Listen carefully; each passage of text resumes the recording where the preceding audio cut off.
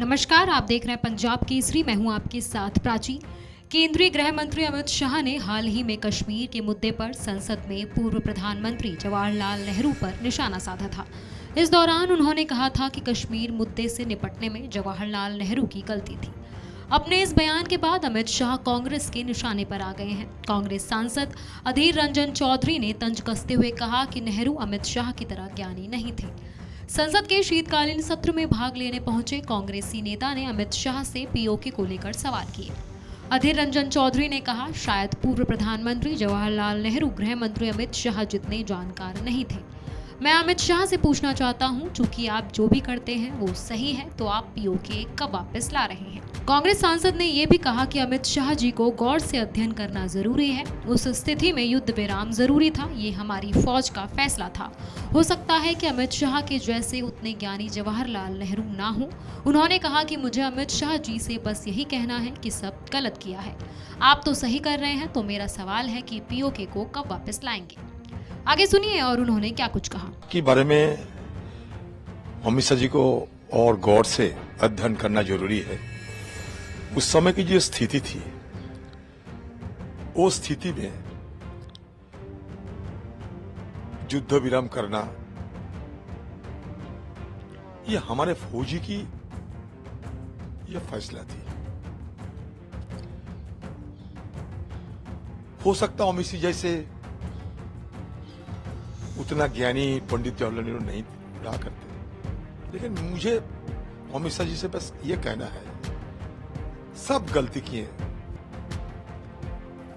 आप तो सही कर रहे हैं, तो पीओके को कब वापस लाओगे? लद्दाख को कब वापस लाओगे? सारे पहलवानों से मैं ये पूछना चाहते हैं, मैं ये जानना चाहता है कि उनका ये जो साहू की जो बात कहे जा रहे हैं, उनका क्या है वो भी पता नहीं है। मुझे किसी को पता नहीं, आम लोगों को भी पता नहीं। उनका घर से इतने सारे करोड़ रुपया बरामद हुए, बस यही है ना। तो इसके पीछे राज क्या है, कहां से लुटे गए हैं, कहां से वो धंधा किए हैं, ये सबका आम लोगों को जानकारी देना चाहिए। और ये इसको फांसी होगी, ये उम्र कैद साजा देना चाहिए। क्या वो करना चाहते हैं सरकार, वो भी बताइए। कानून के मुताबिक इनके खिलाफ क्या क्या किया जाते, जो मेहुल चोकसी के खिलाफ नहीं किए गए, जो नीरव मोदी के खिलाफ नहीं किए गए, जो विजय माल्या के खिलाफ नहीं किए गए, कम से कम देश में तो है।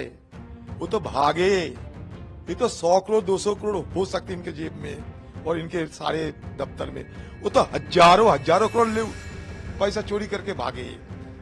अभी जब बीजेपी के जब मतलब होते हैं, वो लाखों करोड़ की बात में उनके अच्छा लगता है, 100-200 करोड़ बात में उनको अच्छा नहीं लगता। अधीर रंजन चौधरी ने आर्टिकल 370 को हटाए जाने से जुड़े सुप्रीम कोर्ट के फैसले के बाद सोमवार को कहा कि गृह मंत्री अमित शाह को यह बताना चाहिए कि पाकिस्तान के कब्जे वाले कश्मीर को भारत के अधीन कब लाया जाएगा, क्योंकि उन्होंने संसद के भीतर ऐसा बयान दिया था।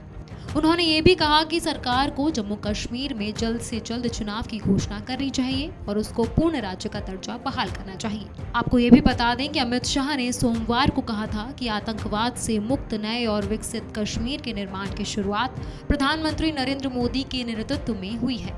साथ ही उन्होंने ये भी कहा है कि सही समय पर जम्मू कश्मीर को पूर्ण राज्य का दर्जा बहाल कर दिया जाएगा।